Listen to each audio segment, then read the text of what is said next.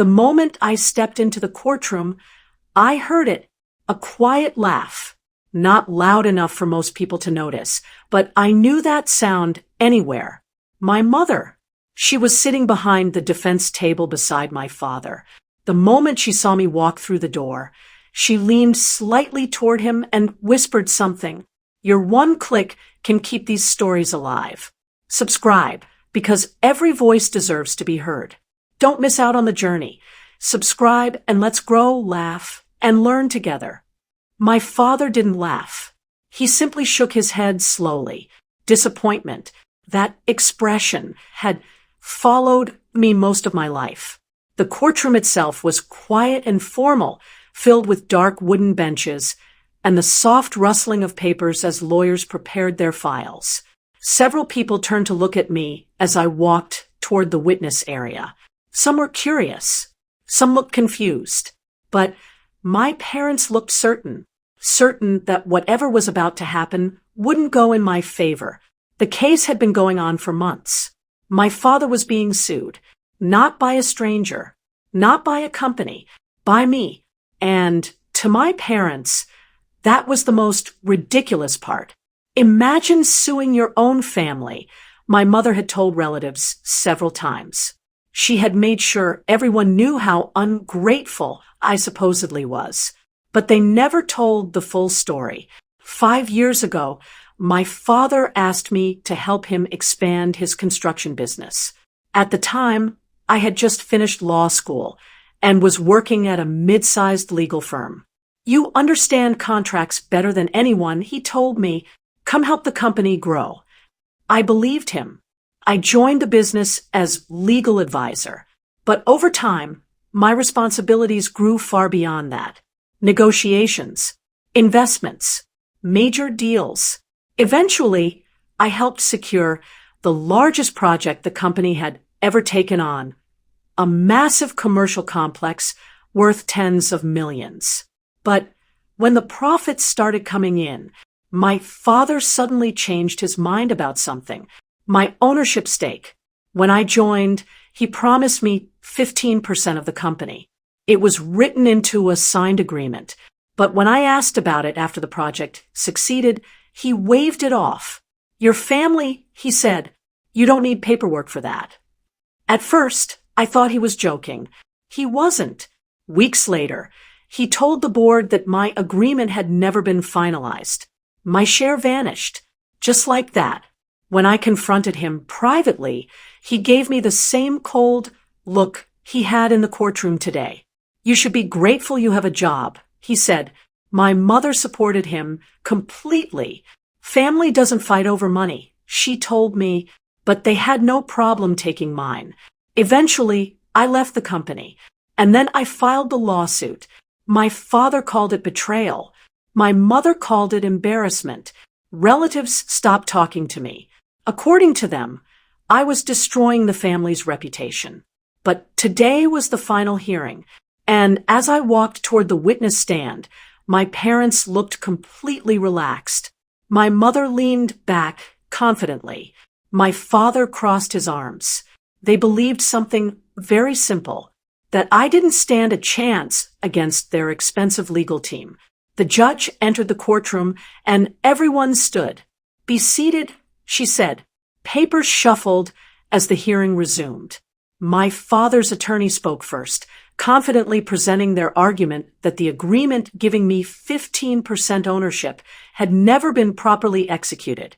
It was the same claim they had repeated for months.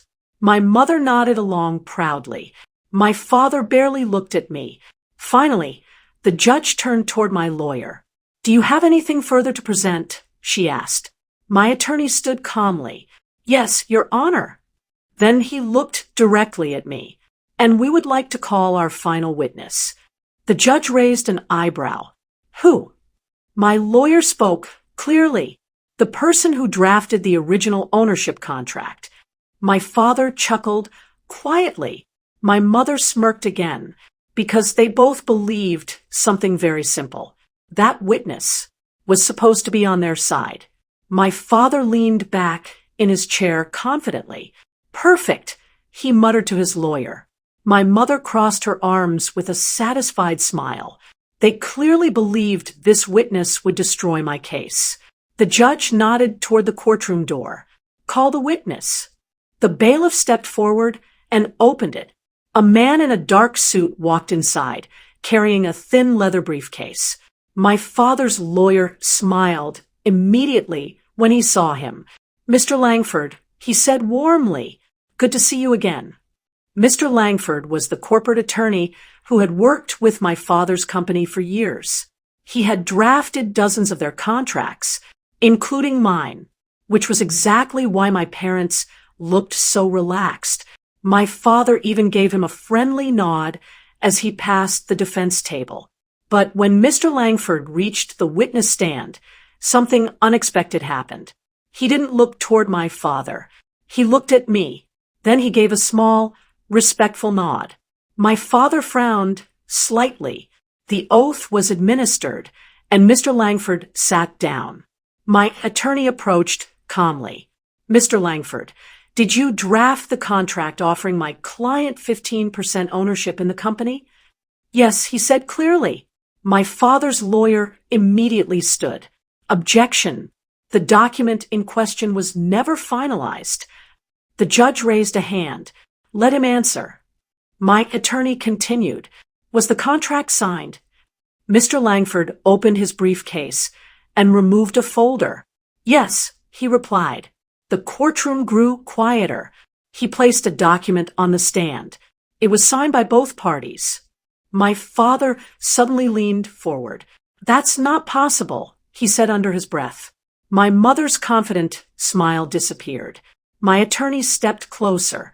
"Just to be clear, Mr. Langford, whose signatures appear on the contract?" The witness adjusted his glasses and looked down. "The plaintiff's and Mr. Richard Hale's."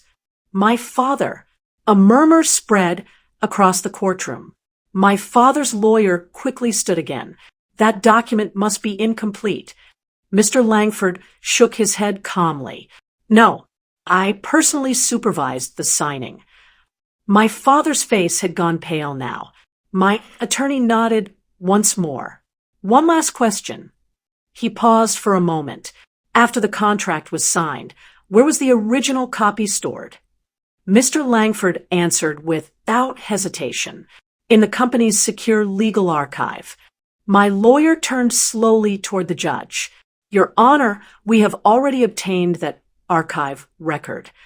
Then he held up another document, and it confirms the contract was filed 5 years ago. My father stared at the papers like he was seeing them for the first time, because the agreement he had spent months denying had just been proven real. The courtroom went completely silent. My father stared at the document in disbelief, his confident posture gone. My mother looked from the papers to the judge, clearly realizing what had just happened. The judge reviewed the contract for a long moment. Then she spoke. "The ownership agreement is valid." A quiet wave of whispers spread across the courtroom. My father's lawyer tried to speak, but the judge raised her hand.